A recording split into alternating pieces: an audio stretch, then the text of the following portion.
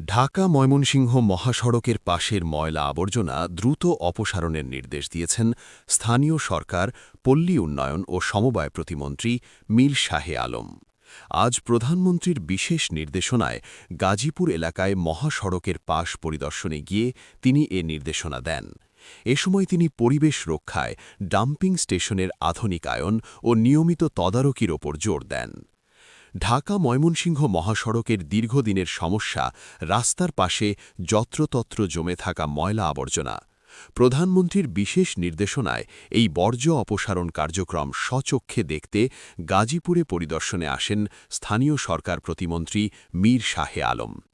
পরিদর্শনকালে প্রতিমন্ত্রী মহাসড়কের বিভিন্ন পয়েন্টে জমে থাকা ময়লার স্তূপ দেখেন এবং জনস্বাস্থ্যের ঝুঁকি বিবেচনায় তা দ্রুত সরিয়ে নেওয়ার তাগিদ দেন।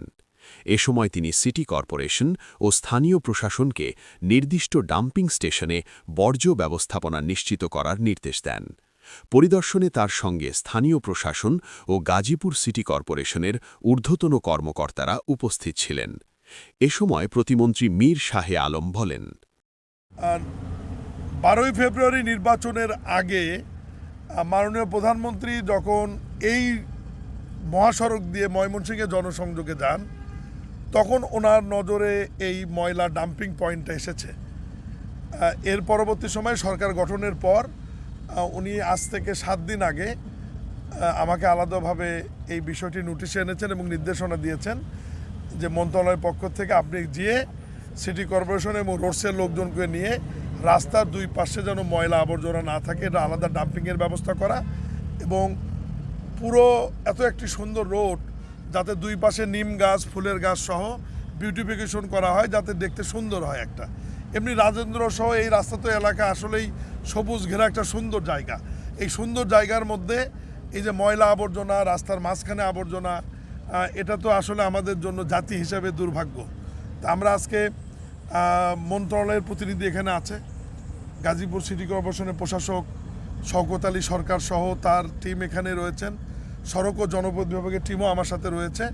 আমরা বিষয়গুলো পরিদর্শন করলাম এবং ওনাদের আন্তঃবিভাগীয় একটা বৈঠক করার জন্য আমরা নির্দেশনা দিয়েছি, করে দ্রুত সময়ের মধ্যে এই ময়লাগুলো সরিয়ে একটা আলাদা ডাম্পিং পয়েন্ট সিটি কর্পোরেশন করবে, সেখানে ময়লা যাবে, এখানে আর কেউ ময়লা ফালাবে না, এবং রাস্তার দুই পাশে খুব দ্রুততম সময়ের মধ্যে মাটি ভরাট করে বিউটিফিকেশন হবে, ফুলের গাছ এবং বিশেষ করে নিম গাছকে আমরা অগ্রাধিকার দিয়ে, যাতে এই চৌরাস্তা থেকে শুরু করে ময়মনসিংহ রোডের একদম শেষ সীমানা পর্যন্ত, মানে গাজীপুরের শেষ সীমানা পর্যন্ত আমরা শুরু করব, পর্যায়ক্রমে এটা ময়মনসিংহ পর্যন্ত যাতে বিউটিফিকেশন আওতায় আসে এই ব্যবস্থায় নেব। এবং লক্ষণীয় হচ্ছে যে এতদিন হলে এই বিষয়টা আমরা কেউ খেয়াল করলাম না। মাননীয় প্রধানমন্ত্রী জনাব তারেক রহমান নির্বাচনী প্রচারণা যাওয়ার সময় উনি এটা লক্ষ্য করেছেন এবং ওনার দৃষ্টিতে এসেছে, এবং ওনার নির্দেশনায় আজকে আমরা এসেছি। আমরা চেষ্টা করবো, আপনারাও সহায়তা করবেন, এই বিষয়গুলো আপনারা তুলে ধরবেন। আজকে এই পর্যন্তই। প্রশাসক, পলিটিক্যাল রাজনৈতিক প্রশাসক হিসাবে আমরা শওকত আলী সাহেবকে দায়িত্ব দিয়েছি 7 দিন হলো। উনি কাজ শুরু করেছে, ওনাকে একটু সময় দেন।